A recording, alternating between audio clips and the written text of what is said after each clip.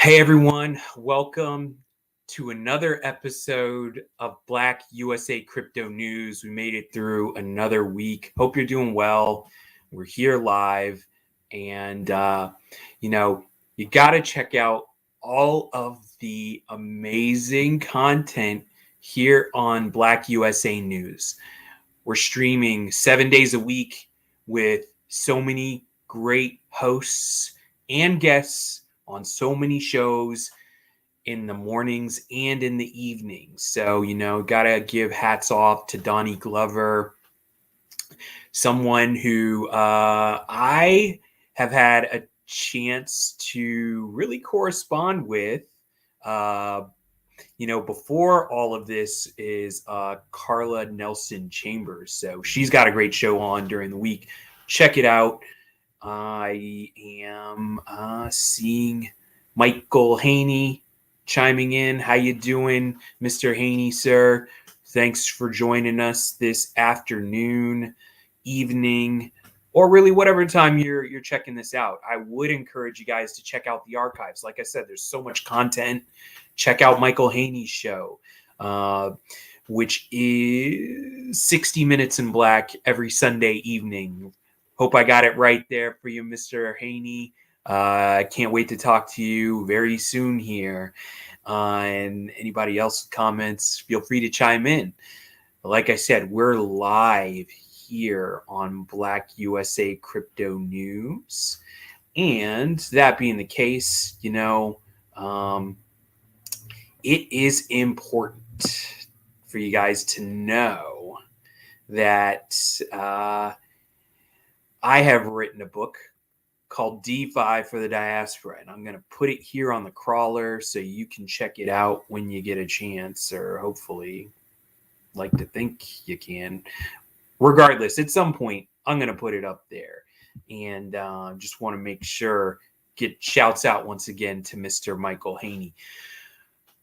I don't want to delay any further. I have an amazing guest with me today, and we're here to talk about crypto and blockchain and maybe something you guys have heard about, especially newcomers. You may have heard about this concept, AML KYC. I'm here with an AML KYC expert, my friend, Emmy Lau. Hey, Emmy, how are you? Hey, Kamal, I'm good. I'm good. Happy Friday to you and everyone out there with us right now. Well, happy Friday. I'm so happy that you could join myself and our audience, especially on a Friday evening. I'm sure you got so much planned for this weekend, regardless if it's just relaxing, right? So thanks for taking time out of your schedule. Absolutely. It feels really good to end the week. Well, my week is not ended technically, but the end of the week for most people. Talking about really important things that have been on my mind for, I think, since I've been like 12 years old. So, it's been a couple decades that I've been stewing on what is going on in this country. And then professionally, I found what was going on. And then I didn't put all of the pieces together until, the last 5 years. But I've been working on it. And as a result, I'm here speaking to you about it today. Well, I think before we get there, because there's a lot to talk about when you're describing what you're about to describe, but you are and have been a AML KYC expert, and you have worked with financial institutions like TD, and you've been an anti-money laundering analyst with the International Fund Services, which is a State Street company, and that was based in New York. I've had quite a bit of AML KYC experience. Actually, at one point, I was considering getting the CAM certification. I don't know. I still might. Who knows? But I've written AML KYC policies for companies, which can be pretty extensive. But you're an analyst. You're an expert. I was working more on the policy level. You were actually working with policies and processes and making decisions. So how did you have an opportunity to be an AML KYC expert? And what were some of the things that you did with some of the companies I mentioned earlier?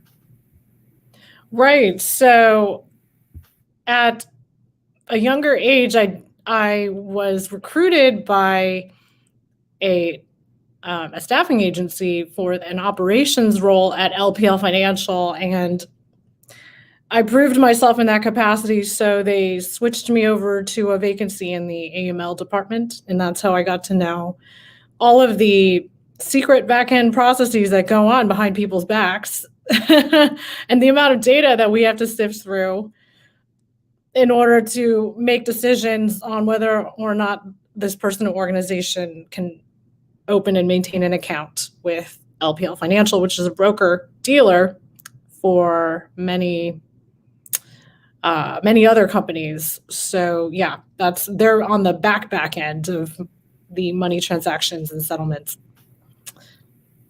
And then I, from LPL Financial, went over to State Street.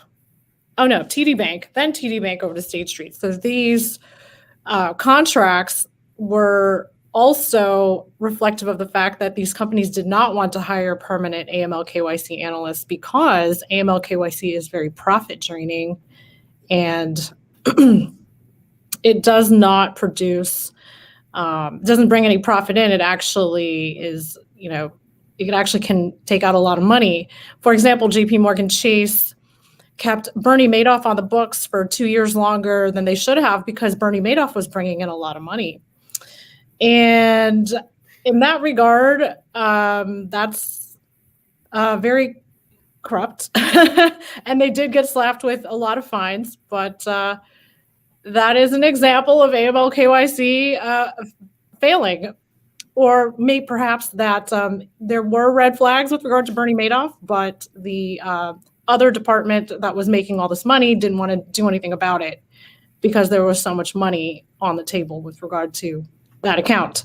So what happens is the little guy, they'll find accounts that are like little criminals that aren't even huge amounts, and they won't let the little guy have an account because, well, it's not worth that much, and let's just show that we are doing the right thing by taking out bad people, but we'll just leave this Bernie Madoff guy alone. Like that is, and I've heard this statement from many AML KYC department. They know what goes on. It's like that's just the nature, and I'm sure you've seen it too. I don't know. Yeah.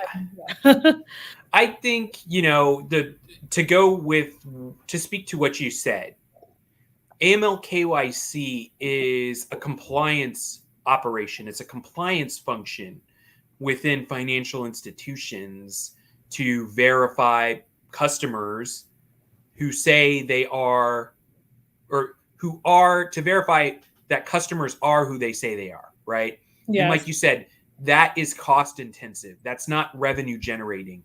And that's why financial institutions, like you said, may look the other way on accounts that are bringing in more money rather than operating in full compliance of their own policies and anti-money laundering laws. Sorry, I had to slow it down a little bit. But, right? Yes, it's a very interesting process because when I found out the history of money laundering of the wealth in this country, and it really analyzed the history of work and labor and how much money that had generated in the South for the slaveholding states, and why there was a war that went on, because otherwise the slaveholding South, with all their money and power, would go ahead and make all the other states slaveholding enabled states. So that would have spread the slave labor, and then it actually would have spread northwards, and it actually would have been not just Black people, but poor white people would have been also enslaved under that same law, if the slaveholding South would have continued as is, and if the North did not take control. So that is a huge situation. However, certain things haven't been mitigated, and they've gone worse. The 13th Amendment sort of is a double-edged sword. I'm not against police per se, but the origins of the police, unfortunately, come from slave patrol, where the slaves that were set free, they were just loitering, and then they, based on the 13th Amendment, well, all your labor is gone. So where are you going to get it from? You're going to use slave patrol to go get them back, put them back on the plantation for loitering or anything, right? And nowadays you still see that happening in some cities, putting finding them and putting in. That's why the profiling exists, because they do still need labor. And then that's like a money laundering issue all over again. So it's just sort of, they just shoved it in a different direction and it's working in this other capacity. And they're like, well, look at us, we're doing the right thing, by being criminally against crime and all these things, but they use it against a certain demographic and they ignore the other demographics. They ignore the bigger problem and they just focus on these people who have suffered quite a lot of injustice, as we all know, and continue to do so in some places. It is getting better, I do admit, and more of us are waking up to the hypocrisy. But I did, I when I woke up, I couldn't. I just sat there, and I sat there. I had to do content. I had to write it out because I was just so stunned at what I was realizing. Yeah, as an AML KYC analyst. Wow. So, I mean, we definitely fast forwarded right to some of these issues, which is great. And I'm glad that you are outspoken and can talk about these sort of things, because a lot of people, like you said, they shy away from it. But maybe to just go back into your personal history, you said that you got a sense of this when you were very young, but you couldn't quite put your finger on it, right? So maybe if you could take our audience back a little bit to get an understanding of where you started to get these indicators, these indications. How young were you, and what were some of the things that didn't make sense to you? Yeah, so I believe when the first comment came from my parents about me having too many Black friends was when I was in middle school. And I had just moved to Texas from New York. So in New York, we were sort of in our own Asian community in Flushing.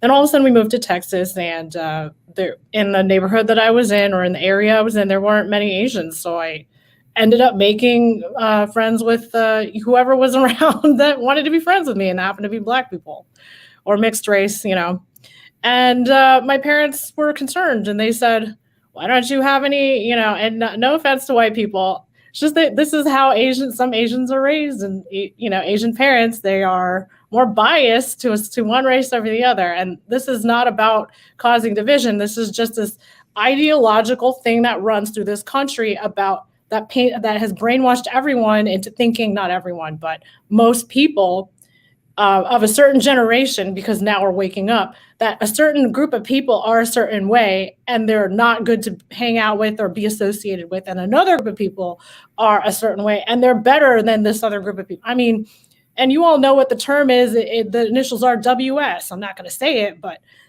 that's what and I had no idea that existed. It was so strange. And I didn't understand. I think I was shocked. And in that 11, 12 years old, you just don't even know what to think. You just want to please your parents, and you don't even understand why they're, I was just so confused. And but I was under a lot of stress at the time, because we just moved, and my parents were under stress. So when the parents are under stress, then you're under stress. I mean, it's just a lot of stress. And then comments like that, and then you just don't even know what to make of it. So I did have to jog myself back to that time when I had accepted when I had put together all the pieces about 10 years after my AML, KYC, and traditional finance, moving into the blockchain crypto sector, and looking back in history at the actual history I was taught of certain people and their identity, which has to do with KYC also. So we have two layers: AML with regard to money, and KYC with regard to people's identity. And I can't even state this enough. The currents that come from Europe, like the UK, the transatlantic ocean currents go from the UK to the United States. The transatlantic currents from Africa, West Africa, go all the way to South America. So I don't, fine, calling yourselves African-American, fine, but it's wrong. More like your Black Europeans that became your American. And that's exactly what, look at the currents. They're the same today as they were 400 years ago. And, we could go into all this, but the history is completely just negates archaeological evidence for one, and two, negates scientific evidence that still stands today. So these historians are being paid off. I went to NYU, I have a history degree, and I was extremely upset when I found out that they told half truths. And I want a refund, but I have a degree, whatever, and I'm just gonna live with it. But I speak out of me like being lied to and having paid for these lies. $100,000, I had like 50% scholarship. So it was like way more, but that's a form of gaslighting. And I'm not even going to go into how bad, the disenfranchised group of people in this country have been gaslit. That's like layers of gaslighting.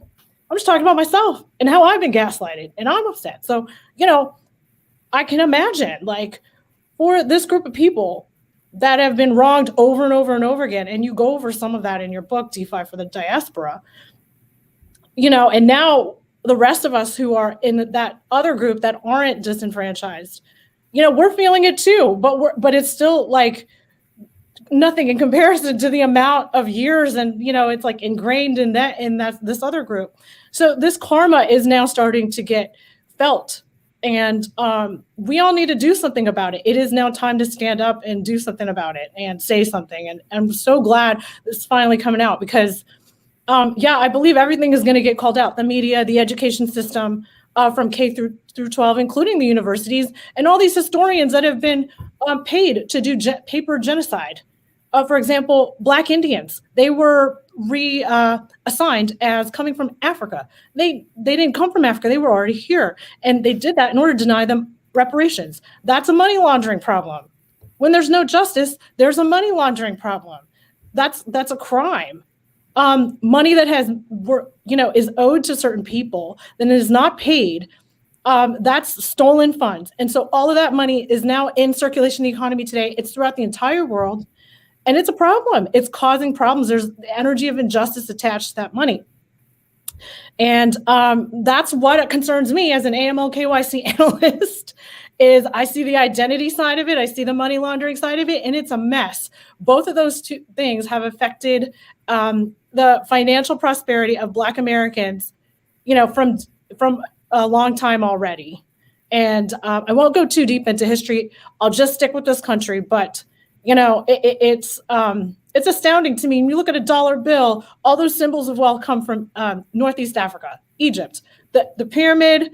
And then we have these obelisks in all these different cities, which, by the way, I think, some of the evidence is like the real evidence is these monuments were built a long time ago by certain people out of Africa who had a unity consciousness, who created these structures. And that's why we see similar architecture throughout the entire world of a certain people building these structures, because they had the same consciousness, the same mind to work together. And I believe we are headed back to that. But there are always people who are going to try to detract and cause division. And this is where we need to transcend. Yes, we need to know our history. We need to know identity. We need to know our roots. Every one of us needs to know our roots. This is not a racial thing. This is an archaeological, scientific thing. And now there are people that say, oh, it's a theory. It's a race theory. It's not a race theory. We're one race. We're the human race. We have many different colors and looks and whatnot, but all dogs, I'm not trying to offend anyone, all dog breeds, from the Chihuahua to the Mastiff, come from one dog, and that dog comes from the wolf. So guess what? There's a prototype, and that prototype has given birth to all these breeds, right? So we need to wake up, and we need to see that we are all one race. For them to try to divide us like this, because they've been doing this a long time and trying to steal our identity, when they do that to the root group that has all the DNA that can produce all the colors and everything, they do that to the rest of us. This is how it affects them and how it affects the rest of us. That's why our identities and our history and our money needs to all be solved. I'm not at once. I mean, I would if I could, but we all need to wake up and see what the problem is and how we've been brainwashed. And this is not about politics left or right. This is about moving forwards, understanding who we are, and calling out those that cause division, which is these paid historians, the media, and who knows who else. Because at this point, I am very apolitical. I'm voting with my feet, with my actions, with my projects. And, I encourage everyone else to do the same, because the government's not going to save anyone. Yeah. Very true. Very true. They're not here to save us. They're here to tax us and redirect those monies towards war, maybe. More war, right? More war. Right. Yeah, more war, more money.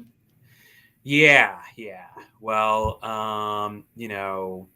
Michael Haney's talking about Whoopi Goldberg, and I thought that was a very interesting thing that happened to her. She commented on the Holocaust, and unfortunately,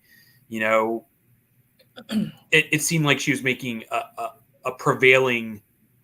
positive prevailing point, right? And she was trying to avoid getting into a very more complex conversation, maybe because a commercial break was coming. But regardless, she was, corrected and set straight. And, it's tough for me because, there's so much history, like you said, that is not accurately taught to all people. And maybe that was a result of it all, right? And so I think, hey, that was a teachable moment. But one thing that I think that you were touching on is, there is, you said WS, which I know is white supremacy. And there's levels and layers of that. And it really is most concentrated and most leveraged in the form of anti-Blackness, right? And I think you spoke about that when you were talking about your parents and how you shouldn't necessarily associate with so many Black people. I think we also saw it, and I had a conversation earlier this week at all places from my job, which I thought was interesting, but about the Stop Asian Hate movement that took place and how there's anti-Blackness that was present within that movement. I mean, where I detected it the most was the Atlanta massage parlor shooting, where, they were trying to humanize this killer. He killed defenseless people, and yes, there were Asian women who were killed, and that's who got highlighted and focused on the most. But there are other non-Asian people who got killed in that massage parlor who we don't even know those people. That's the thing, right? Yeah, that's the media. They're trying to paint one race over another, and they do this to every race to make us all feel funny. Right. And the other thing is they really tried to humanize and infantilize the shooter and the killer. But what got even elevated more so than that were these incidents of violence of Black people against Asian people that were elevated and once again focused on more. And don't get me wrong, there were some instances where these Black people who were either mentally ill, intoxicated, homeless, transient, or a combination of all three. So, I mean, you're comparing that to people like Donald Trump, who are saying things like Kung Flu and all these other racist. I mean, it's racist garbage, right? Yeah. And that's coming from the top. That's the commander in chief, the president, who's saying that. He's not quite getting as punished, I guess, as he should have been. But honestly, that's the tone that was set, right? And once again, it was focused more on these kind of outliers, in my opinion, of Black people who were attacking. They do. They find unlikely candidates or this one-off incident way over here in some alley or something. Or, I have a little bit of a conspiracy theorist side of me, and I like to think that some of these things can be instigated and staged. You can easily, I used to be an actor in Hollywood, and you can easily stage something. It's not even that difficult. I mean, we used to conduct, our acting assignments were to go out there and act like a different person and just approach normal people in the street and act that way as if you were that character. I'm not even kidding. So if they're just doing this in classrooms as an actor, can you imagine what they're doing like at government level with all that money and all these technologies for brainwashing and mind control? I mean, I didn't go through that program, but I was able to go out there and act like different people and do whatever, put forth an experiment if I wanted to. And so this is what we face today. We don't know what's real. We don't know what's fake, but we do know there is an agenda by the media to divide people, to trigger people. So I'm an Asian female, and now I see this Asian female in New York City stabbed 40 times by some person. And then I see all this anger from my fellow Asians talking about, how dare you when we live in a peaceful New York City community. And, now I can't even let my daughter go outside. And you know what? The test was for me. Am I going to get upset? Okay, sure. If it happened, I'm upset, but I'm not going to because I know the media's agenda, I'm going to look straight through the story to the media's agenda at the root. And I'm going to go, I know what you're trying to do, media, and you're not going to get me. It's not going to ruin my day. I don't know if this is real or fake, but the truth of the matter is I know the media's agenda. So I'm going to stare them right in the face, right in their stupid headline. And I'm going to go, yeah, that's why you painted her as this sweet Asian girl with all the promise in the world. And now she got stabbed and she was the sweetest person ever. You know what? I know they're trying to upset me. And that's exactly what they do to Black people every single day. Oh, look at this guy. He had a kid. He didn't do anything wrong. He was just minding his own business and he got shot. Yes. Horrible thing to happen. But I encourage all of us to see beyond this stupid headline and see the agenda that is going on. They're messing with you. They're messing with you. Don't let them mess with you. I think a good example is. Oh no, you froze.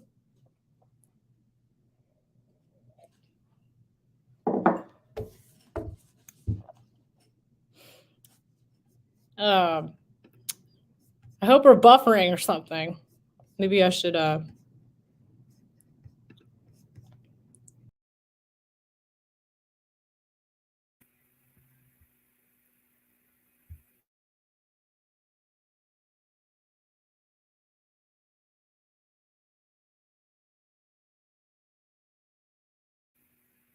You still there? I'm back. I'm back too. I don't know what happened. Maybe we were talking about something we shouldn't have been talking about. So, now we're on the other side of the All-Star break. Let's talk about the NBA. Okay. Just kidding. But all right, maybe I don't know what happened there. Maybe we were getting a little too deep. So that's okay. You know what? We had to say those words. Whatever it takes. And I know we're at war. There's a war and there's cyber attacks too. So it's not necessarily that. Could be a combination of things. But this is very useful. So keep going, Kamal. Keep going. Well, hey, I touch a lot about this on my book. And really, once again, it goes down to, how blockchain and crypto can, empower people, right? And we're not going to talk too much about what you're working on because it's great and it's still under development. It's very close to being ready, but you're working on an amazing solution that is going to help businesses and people when it comes to things like identity, which I think is great. And I'm excited to talk about it at a future date. But something that I did want to talk about was you had a publication called, The Foundations of USA Wealth and the Threats of Communism, which is interesting. And you talk about a lot in this letter. Maybe if you could preface it for our viewers and talk about maybe some of the things that you touched on. Right. So I wrote the introduction as a concerned citizen to right the wrongs of the past, as we have an opportunity to restart. During the pandemic, everyone was talking about the Great Reset. So I felt the same energy about resetting. And I took what I knew from history, what I'd been studying the truth of, archaeological evidence, scientific evidence, and I brought it into this letter in combination with the AML KYC in order to create a solution and why reparations are actually something that can clear the karma of the money that we are holding. Whether if you're a non-Black person and you have money coming in, that money is dirty. I'm not saying non-Black people weren't slaves; they were slaves too. But what I'm saying is that Black people have been the most disenfranchised over and over and over again up until today. They are still the most disenfranchised. So we can't deny that. That's not a theory. And in fact, they're now coming out with by labeling these other minorities as white, they are further disenfranchising the Black community. So I wrote this letter to kind of point it out. Hey, where do we come from? What does the DNA say? What does the archaeology say? Why do this group of people get to produce all hair textures, all skin colors, all eye colors, but then when all the other breeds of races, and I have to say it that way, can't produce Black people, can't produce that? That is because they have the master DNA pool, logically. This is not a theory. This is pure logic, and this has nothing to do with superiority or not. Look, the mainframe is not any better than the iPhone, but without the mainframe, you don't get the iPhone, plain and simple. Okay. And then we have anti-Blackness. So the original people of democracy came from Northeast Africa. That's where they started practicing it. There was a library in Alexandria, which is in Egypt. All people of the modern world, or ancient world back then, from Greece to Italy to Europe to Asia, would come and study at this library.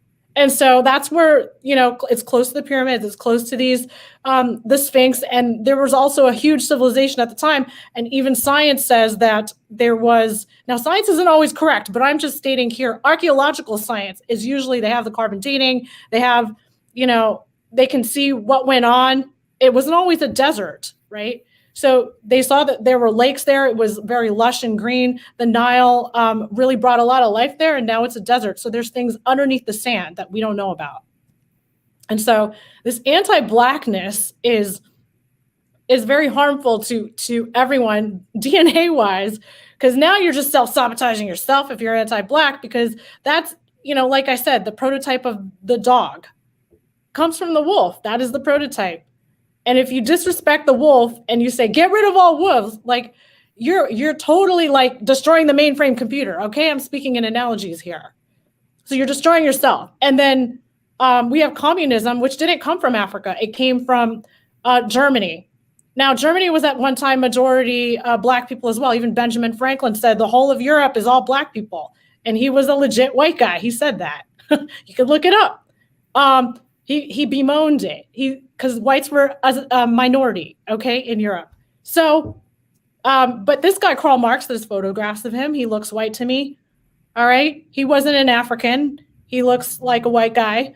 And he invented communism. And so this communism now is all over the world. It's in China. It's, we're threatened by it here. My grandparents left China in 1949 so we could live in the United States and be free from communism, which I didn't know at the time came from Western Europe, ironically, right? Because we have ideals of democracy and capitalism and freedom that also come from Western Europe.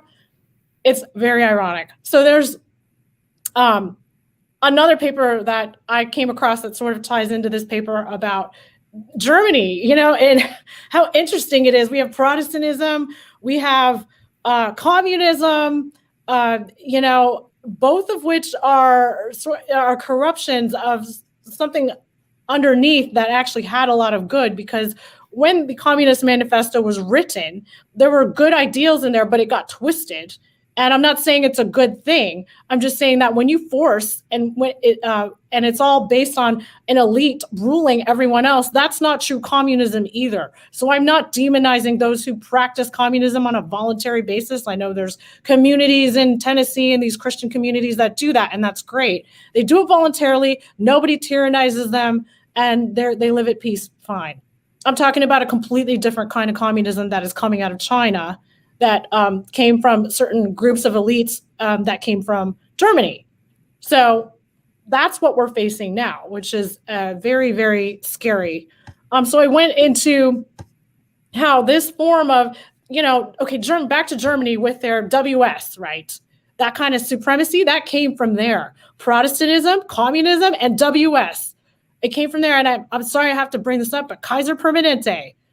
We all know that's a hospital. The last Kaiser I know of was Hitler. And what is this Permanente? Permanente? That's like the word permanent. So what does that mean? And who birthed this WS movement? So when you see the name of that hospital, yeah, that's what I think of. It's right in your face. It's right in my face. And I don't even know what to say anymore. They're very efficient. And, just like, all German products are very efficient. They're great. But hello, look at the ideology. Look at it. And I know a lot of great people of color that work there. I mean, I don't know them personally, but I see that they do work there. But look at it. It needs to be called out. That name needs to change. What is this? I'm like losing my mind over these things, but this is what I see here and there. But feel free to interrupt me anytime. No, I was going to say, I know great people of color and non-color at Kaiser who work there, and they do great work. But you're right, it is an interesting name. Where did that come from? And a lot of people would ask me about my book and really crypto over the last few months when the markets were warming up. They're like, yes, how can we use crypto to create a better Black socialist, communist, economy? And I'm like, wait a minute. And some people think that's what the book is about, is creating a communist or a socialist economy. Or some people think that, and I mean, these are people who don't read it, first of all, but they think it's, you're trying to be an anarcho-capitalist, right? A capitalist anarchist, or a capitalist antichrist, or I don't know, whatever. I've spoken at churches before, and I get a lot of that devil's money talk stuff every now and then. But really, at the root of it is, hey, it's not about capitalism or socialism. Mm-hmm. It's about us using the technology for our best interests, right? Now, capitalism, going to a lot of what you've spoken on, has been forced on us here in the United States. And it's been forced on us to extract capital, extract labor, ultimately not in our best interest, right? So let's use it to our best interest. And then sometimes, hey, like you said, in certain instances, cryptocurrencies can be used in a way that is socialistic or communistic, and it's meeting our best interests in maybe a local capacity, right? But if we're looking internationally and using it for commerce cross-border, then that's where capitalism is probably going to work out better. But regardless, it's up to us in a permissionless environment to stop for permission. We have the authority to leverage this technology, once again, in our best interest. That's going to help us close the racial wealth gap, or at least, once again, at least help us close that racial wealth gap. So time is of the essence for us to start doing that now. Yeah. I mean, ironically, when any of us is anti-Black, we're also anti-everyone else. That's what it causes. When we denigrate our foundations, we denigrate our own race and other people's races. So anti-Blackness leads to anti-Asian, anti-white, anti-Hispanic, because they are the root race. And scientifically speaking, archaeologically speaking, they were all over the earth and they were majority They were the ones who built the original civilizations. And from them, we get these other looks. We get different skin tones. We get different hair types. We get different eye colors and different eye shapes, different skin tones. It all comes from that root race. So it's really, we are all one race, but just like a dog is one species, right? But they have many breeds. And I'm not saying that we are breeds. I'm just saying that's an analogy of how we are one type of being. The same, like a dog is a dog is a dog, but there's many breeds, okay? Just like there's many nations, many ethnicities, many languages. And so, you know, we have to all realize this and understand that if we nourish our roots, we will be strong. I've never felt stronger than when I am restoring my roots, like ancient roots, okay? I mean, and getting to the truth of the matter, I've become stronger. I feel better. I have a solid foundation and I can move forward. You cannot move forward if you're on a crooked foundation of lies, corruption, injustice, hypocrisy, and anti-Blackness. Now I have this formula: lies, corruption, injustice, hypocrisy, and anti-Blackness equals communism. But if you have truth, integrity, justice, and restoration of the original people of democracy, who happen to be Black people, then you have democracy. So this, at the root of it, anti-Blackness is going to lead you straight to communism. I mean, that's why it came out of Germany, because they were very, first of all, anti-Semitic, even against white Jews. So of course they were anti-Semitic against Black Jews. They were just, and they were the same race. But because, you know, it wasn't about race, it was about belief systems. But if you're like trying to get away from Blackness and the origins of it and the governance and the organization of it, which a lot of it, you know, comes from these huge religions, Islam, Christianity, Judaism. A lot of those original people were Black. Now, let me make the exception. Apparently, Muhammad was a white guy, and a lot of it is documented in his, but a lot of the followers are people of color, okay? So that's what I'm getting to. But I'm just saying that at the very root of it, if you're anti-Black, you can't even have the truth, because the people of the Bible, even and without the first 5 books, you don't have Judaism, you don't have Christianity, and you don't have Islam. Islam relies on the first 5 books. The people of the first 5 books, called the Torah in the Bible, were a certain type of people. They were the root people. I mean, and that's written on the walls of Egyptian hieroglyphics. You see the Hebrew slaves and whatever they're doing, they're all dark brown. I mean, they weren't my color. They weren't some other shade lighter than me. They just weren't. That's just the truth. And there's nothing racist about it. It's just written on the walls. It's in front of our faces.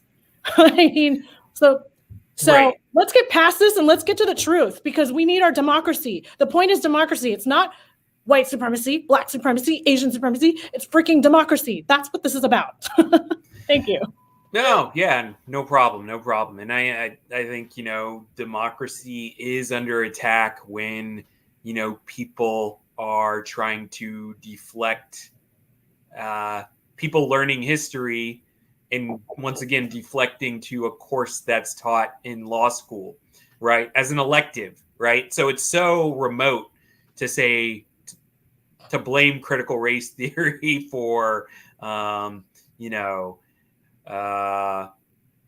history, quote unquote, not being taught properly.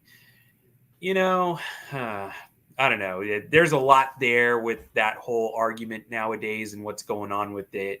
And I think hopefully people are seeing through it and seeing it for it's really a ploy, right? It's a distraction, a deflection. I've made jokes about it a number of times on my show, right, about critical race theory. But it's certainly, if it's being taught in law school, it's certainly not being taught in 3rd grade. That's like saying, you know, they're teaching people quantum physics in 2nd grade and we need to be concerned about it. Like, it's just not happening. And these people, you know, goes back to what you said. It's anti-Blackness, but I want to give you the last word here. I want to also thank you again for taking time out of your schedule to join us today, talk a little bit about AML KYC, and certainly you had a lot to say about anti-Blackness, and it gives us a lot to think about. Yeah, it is. It's a lot, because I speak to, my DNA comes from Europe, it comes from Asia, it obviously comes from Africa as well. And so I'm speaking to all parts of myself when I speak these things. When I write that letter, I'm speaking to all parts of myself. And I'm honoring all of my ancestors that came from everywhere.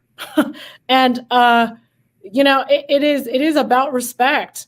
And we do live in a quantum world where, we do need to respect each other and all of us, regardless of whatever we look like.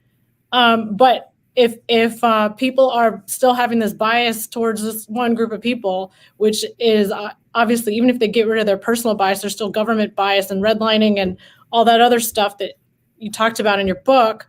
The USDA, discrimination against Black farmers and not giving them loans. And on top of the lack of reparations from 1865, this compounding, this is where we are today. This is how we got here today. And this is why the foundations are crooked in this country. And I'm not saying give up. No, I have nowhere else to go. I'm not going back to China. So I need to stay here, stand up, and I need to fix what's wrong. And I need to care about what's going on here. And it's not just caring about Black people, it's caring about everyone, because everyone, we all contribute to making this country great. But we can't allow the hypocrisy to continue, whether the government allows it or not. Calling it out is the best thing we can do, along with protesting for our rights, right? So we have this group of people that have been shouting for over 100 years now, 150 years, almost 200 years, like, where's our due process? Where's our ability to pursue happiness? Where are our constitutional rights? Hey, man, why can't I create my Black Wall Street? Where is that? Exactly. They have not had a chance. And each time they get pushed down or killed or whatever, or their town gets, drowned by a lake or a reservoir. I mean, it's happened all over the world. But here, thank God, we document it. Now, I don't know what happened in Asia. I'm sure stuff did happen in Asia, which another time, but I don't even know. But I'm just saying, here, at least it's documented. So I'm proud of this country. I'm proud that we can talk about it, because in other countries, like in Asia, they have a hard time speaking about this, because maybe none of it was documented. I don't know. But here we do have that dialogue. And over there, democracy just isn't part of their thing right now, maybe later.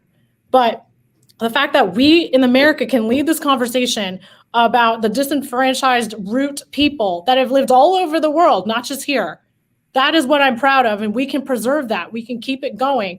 We can save this country. But we have to know the truth of what happened here. We have to understand true history. We have to push back against the agenda. We have to be aware of the agenda. That when we call truth theory and theory truth, that will greatly affect you.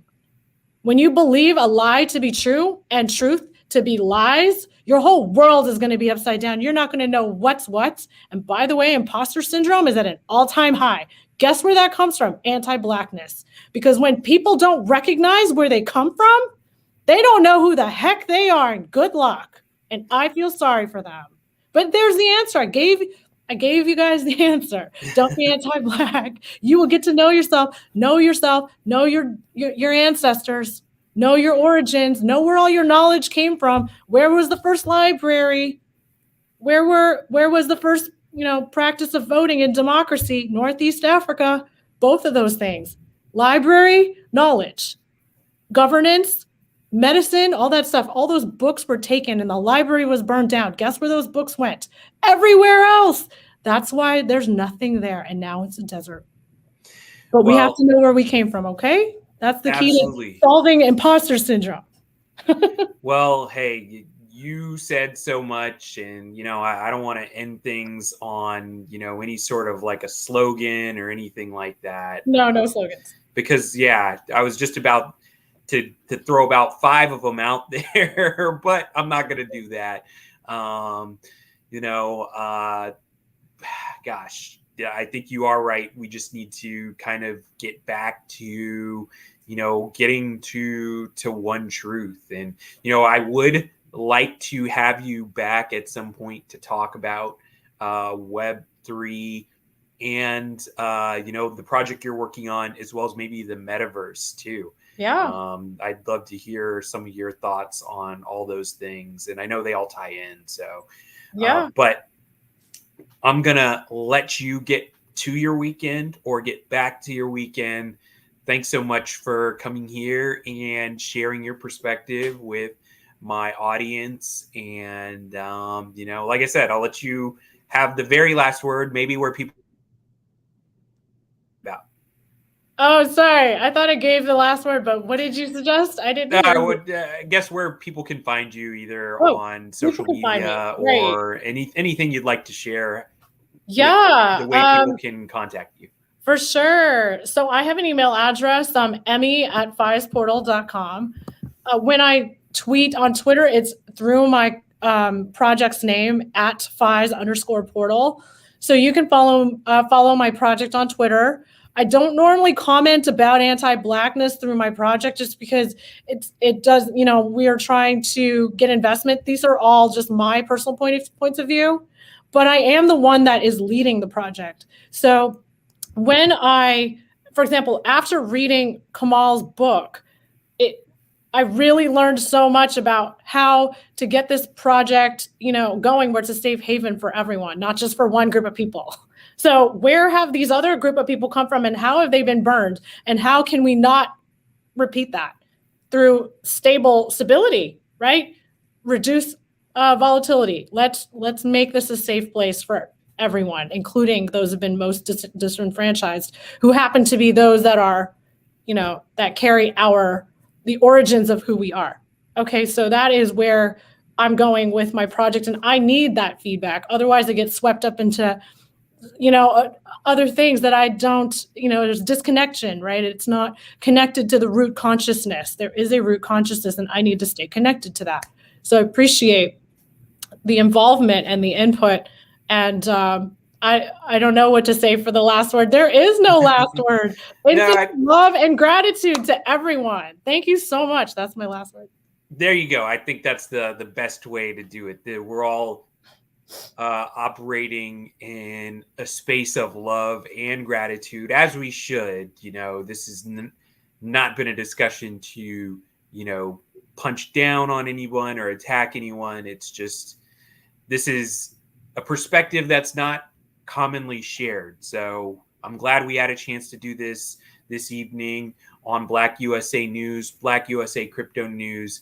So everyone out there, stay safe, have a nice weekend, and we'll see you on the next episode. Thanks again, Emmy.